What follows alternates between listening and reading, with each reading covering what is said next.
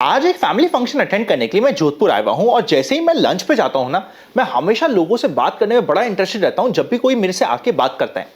आज के दिन बात हो रही थी कुछ अलग और उसी बात से मैं स्टार्टिंग करूंगा आज के रन का फंडा के एपिसोड में कि आपको क्या करना चाहिए। मुझे एक्सपेक्टेड था कि यार निफ्टी पहुंच गया 24,000 तक, तो मुझसे मेजॉरिटी लोग क्वेश्चन पूछेंगे कि यार मार्केट बहुत बढ़ गया, क्यों ना हम थोड़ा प्रॉफिट बुक कर ले। ये मैं एक्सपेक्टेशंस थी क्वेश्चन की, पर इस बार क्वेश्चन था एकदम डिफरेंट। मेजॉरिटी लोग मुझसे ये पूछ रहे थे कि अनंत जी आप तो इतना सा बता दो। देखो मैं ना यहाँ पे जोधपुर में जवाई हूं, इसलिए सब मुझे जी बोलते हैं। ये उनको बोलते हैं ना कि मैं कुछ कर नहीं सकता, उनको मुझे बोलना पड़ता है। क्या बोलते हैं भाई अनंत जी, आप बोले तो अभी शॉट मार दूं, नहीं तो थोड़ा सा सिग्नल सा दे दो। आप जैसे सिग्नल दोगे उस समय हम शॉट मार देंगे। और ऐसा एक दो आदमी नहीं, हर एक आदमी जिनसे मैं आज के दिन मिल रहा था और जो मुझसे मार्केट की बात कर रहा था, 90-95% तक आदमी मुझसे सिर्फ यही क्वेश्चन पूछा था कि शॉट मैं आज मारूं या कल। जब मुझे लोग ऐसे मिले कि जो सिर्फ शॉर्ट की बात कर रहे हैं, तो मुझे ये रियलाइज हुआ कि प्रॉफिट तो पहले ही बुक करके बैठे हैं काफी नीचे के लेवल पे। एक इंटरेस्टिंग डेटा बताता हूं। अगर आप 2003 से 2007 की बात करोगे, जब mother of all bull run था, उस समय निफ्टी ने 3 साल में 150 लाइफ टाइम हाई बनाए थे। मतलब हर साल 50 लाइफ टाइम हाई एवरेज में आपके बन रहे थे उन 3 सालों में। अभी पिछले 5 साल का एवरेज लोगे तो पिछले 5 साल में रफली हर साल 25 लाइफ टाइम हाई बनाए मार्केट ने एवरेज में। मतलब ये कि अगर आप हर एक लाइफ टाइम हाई पे ये सोच रहे हो कि मैं अपने लॉन्ग टर्म पोर्टफोलियो जो आपने अपने 20 साल 10 साल के गोल के लिए बनाया है, म्यूचुअल फंड में, इंडेक्स फंड में इन्वेस्ट किया है, उसको रिडीम कर लूं और जैसे नीचे आएगा मैं ले लूंगा, आप ले ही नहीं पाओगे। हमेशा ध्यान रखिएगा, जब आप लॉन्ग टर्म पिक्चर देखते हो, आप सिंपल से क्वेश्चन का आंसर तो आप समझ जाओगे सबसे पहले इस पार्ट को कि अगर आपका 10 साल का पोर्टफोलियो है तो आपको क्या अपने पोर्टफोलियो को रिडीम करना चाहिए या नहीं करना चाहिए। अभी निफ्टी हम मानते 24,000 पे, 10 साल की बात करें तो मैं राउंड फिगर में बोलता हूं कि चलो 25,000 पे, ठीक है। निफ्टी आज के दिन 25,000 पे है। अब आपको क्या 10 साल बाद निफ्टी कहां हो सकता है? अगर आप यह समझ रहे हो कि हर 5-6 साल में निफ्टी डबल होगा, तो कहां पे होगा? क्या 80-90 हजार के ऊपर या बल्कि इवन 1 लाख तक निफ्टी नहीं हो सकता आने वाले 10 सालों में? अगर आप 10 साल बाद देखोगे जहां पे निफ्टी सपोज करते 1 लाख छोड़ो, सपोज करते 70,000 है, उस समय क्या माल आपने 24,000 पे लिया है, 25,000 पे लिया है या 22,000 पे लिया है, क्या कोई फर्क पड़ेगा? सिंपल सा पॉइंट है। क्या आपको कोई फर्क पड़ेगा या आपको इतना कोई रिटर्न्स में कोई मेजर डिफरेंस दिखेगा? नहीं दिखेगा। तो अपनी लॉन्ग टर्म पिक्चर को ध्यान रखिए। अननेसेसरी 10 साल के पोर्टफोलियो को बुक नहीं करना होता।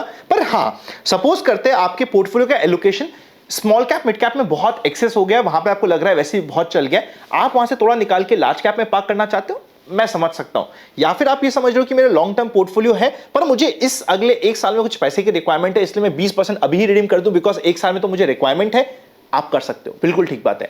पर अगर आपका होराइजन है कि 10 साल तक मुझे इस पैसे का कोई काम नहीं आएगा, देखो पैसा क्या होता है, हमेशा एक फॉर्म से चेंज होकर दूसरी फॉर्म में जाता है। पैसा रहता किसी स्टेट में ही है। फॉर एग्जाम्पल सपोज करते हैं आपने इक्विटी से पैसा निकाला, तो क्या करोगे? आप उसको डेट में डालोगे, आप उसको गोल्ड में डालोगे, गोल्ड ऑलरेडी बढ़ा हुआ है, सिल्वर में डालोगे, सिल्वर ऑलरेडी बढ़ा हुआ है, डेट में डालोगे, आपको पसंद नहीं आएगा, आप बोलोगे 10 साल की मैं डेट में क्यों डालूंगा। जब आपको अपने पैसे का फॉर्म चेंज करने के बाद कोई फॉर्म समझ नहीं आ रहा, तो अननेसेसरी फॉर्म चेंज करने की रिक्वायरमेंट होती नहीं है। ये लॉन्ग टर्म पोर्टफोलियो की बात होगी। शॉर्ट टर्म वालों की बात करते हैं, 100% देखो बहुत लॉजिकल बात है। अगर आप स्विंग ट्रेडिंग करते हो या सिंपल छोटी मोटी ट्रेडिंग करते हो और इस लेवल पे 24,000 पे आके अपना आप थोड़ा प्रॉफिट बुक करना चाहते हो, मैं भी आपको मना नहीं कर सकता। बिल्कुल आपको 20-30-40% तक का पोर्टफोलियो अगर आप प्रॉफिट बुक कर रहे हो स्विंग ट्रेडिंग के इस पर्सपेक्टिव में कि जैसे ही मुझे डिप में अपॉर्चुनिटीज मिलेगी मैं वहां पे यूज करूंगा, तो ठीक है। एक और क्वेश्चन ये भी है आपके दिमाग में, मुझे पता है आज के दिन, कि यार मार्केट तो बढ़ रहा है पिछले 4-5 दिनों से, पर मेरा पोर्टफोलियो तो डाउन हो रहा है। वो इसलिए बिकॉज ब्रॉडर मार्केट नहीं चल रहा है। हर दिन जैसे कल रिलायंस हो गया, आज भी रिलायंस हो गया, ऐसे कोई एक एक स्टॉक लेके निफ्टी को तो बढ़ा रहे हैं, पर ब्रॉडर मार्केट में ठुकाई हो रही है, वहां पे अच्छा खासा माल पिट रहा है।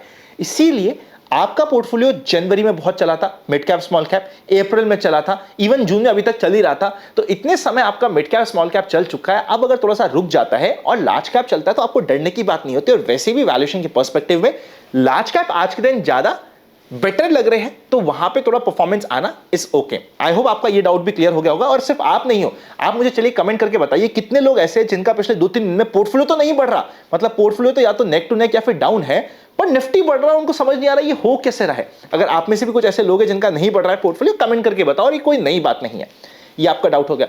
अब रही शॉर्ट करने की बात। जब मार्केट ऐसे स्ट्रॉन्ग मोमेंटम पे रहता है ना, रैंडमली शॉर्ट करने में हर बार आप फंसते जाओगे, क्योंकि मार्केट कहां से घूमेगा नहीं पता हमें। जब तक आपको पहले इंडिकेशन नहीं मिलते, आप अगर उससे पहले शॉर्ट कर दोगे ना, तो आपका स्टॉप लॉस लेने की आपको हिम्मत होनी चाहिए, वरना बुरा फंसोगे। फॉर एग्जांपल आज काफी लोगों का 24,000 पे स्टॉप लॉस होगा, बिकॉज 1.5 करोड़ के आसपास कॉन्ट्रैक्ट 24,000 पे शॉर्ट थे। अगर आपका शॉर्ट में आपका स्टॉप लॉस हो गया, एक बार कटना पड़ेगा, बिकॉज अगर किसी भी लोगों ने जिनको रोल ओवर करा है उनको अगर फंसाना हुआ ना, तो कल मार्केट सीधा आपको गैप अप मिलेगा ही नहीं। यहां पे आपको दिखेगा 24,100 120, फिर वहां पे थोड़ा परेशान करके लोगों के सौदे कटेंगे, फिर अपने हिसाब से सिनेरियो बन जाएगा। इसीलिए स्टॉप लॉस की आपको फॉलो करना पड़ेगा, वरना मार्केट की कंफर्मेशन का वेट करो। आ जाओ चार्ट पे, मैं समझाता हूं कैसे मार्केट के कंफर्मेशन के साथ अगर किसी को शॉर्ट भी करना है या रिवर्सल ट्रेड प्ले करनी है तो कैसे कर सकता है, वरना रैंडमली करने की जरूरत नहीं है। मार्केट के ट्रेंड पे बने रहोगे, बाय ऑन डिप्स यूज कर सकते हो आप। इंस्टेड ये सोचना कि मैं शॉर्ट कहां पे करूं। और अगर अभी तक डीमैट नहीं है, लास्ट 2-3 दिन बचे फ्री डीमैट अकाउंट ओपन करने के, प्लस बहुत सारे एडिशनल बेनिफिट है एंजल पे। डिस्क्रिप्शन पिन कमेंट पे आपको लिंक मिल जाएगा। आ जाइए स्क्रीन पे, हम लोग डिस्कस करते हैं। सबसे पहले मैं बैंक निफ्टी को डिस्कस करता हूं। बैंक निफ्टी आज के दिन शांत था। अब बैंक निफ्टी की बात करें ना, वो आपका लेवल होता है 52,350। इसके नीचे जब तक बैंक निफ्टी नहीं जाता है तब तक आप शॉर्ट करने की बात कर ही नहीं सकते, बल्कि मैं तो सेफ सिनेरियो में मैं तो ये बोलूंगा 51,800 के ऊपर आपको सिर्फ बाय ऑन डिप की स्ट्रैटेजी फॉलो करनी चाहिए। नीचे आ जाए तो ऐड ऑन करना है, नहीं आता नीचे तो वेट एंड वॉच करना है, फ्रेश ब्रेकआउट हो जाए तो ऐड ऑन करना है। इस सिनेरियो में यहां पे ये आपको जो कहते हैं ना कि ये 500-700 पॉइंट आपको नहीं देखने चाहिए, और इस समय आपको ये छोड़ देना चाहिए, क्योंकि ये 500-700 पॉइंट आपको यहां पे भी दिख रहे थे, यहां पे भी दिख रहे थे और यहां पे भी दिख रहे थे। तो हर जगह आपके स्टॉप लॉस होते जाएंगे।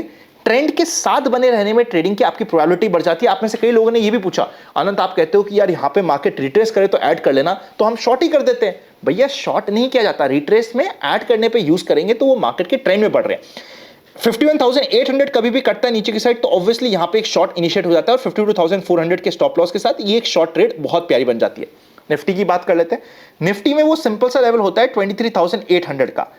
इससे ऊपर जब जब मार्केट है आप शॉर्ट कर ही नहीं सकते। इसके नीचे जाता है तो एक बार आपको 300-400 पॉइंट के शॉर्ट करने की स्पेस मिलती है, वरना बाय ऑन डिप की स्ट्रैटेजी कभी भी रिवर्सल हो इसके आसपास मिले तो वो एक आपका इंपॉर्टेंट सपोर्ट मिलता है। और 23,800 तक का डिप नेचुरल स्टैंस में अगले 2-3 दिन में आपको कभी भी मिलने की पॉसिबिलिटी रहता है। इसका मतलब ये बिल्कुल भी नहीं है कि शॉर्ट कर दो, बिकॉज ट्रेंड पॉजिटिव है, जनरल मार्केट ट्रेंड पॉजिटिव है। पुट कॉल रेशो का कोई यूज नहीं है, बिकॉज आज के दिन हुई है मंथली एक्सपायरी एकदम टॉप पे जाके। आई होप आपको इस वीडियो के स्टार्टिंग में डिस्कस करे हुए पॉइंटर्स हेल्प आए होंगे। काफी सारे अच्छे अच्छे आईपीओस चल रहे हैं। मैंने आपको बात भी कही थी विराज के आईपीओ की, जिस समय मैंने वीडियो बनाया था उस समय 8-9% का जीएमपी चल रहा था। आज क्या हुआ, 40% से ऊपर के ग्रे मार्केट पहुंच गया, जैसा हमने एक्सपेक्ट भी किया था कि बाद में सही हो जाएगा, क्योंकि छोटे साइज का आईपीओ है, अट्रैक्शन बना रहेगा। आई होप आईपीओ को स्टडी करना भी आप हमारे साथ सीखते जा रहे हो। Happy learning and I will see you very soon.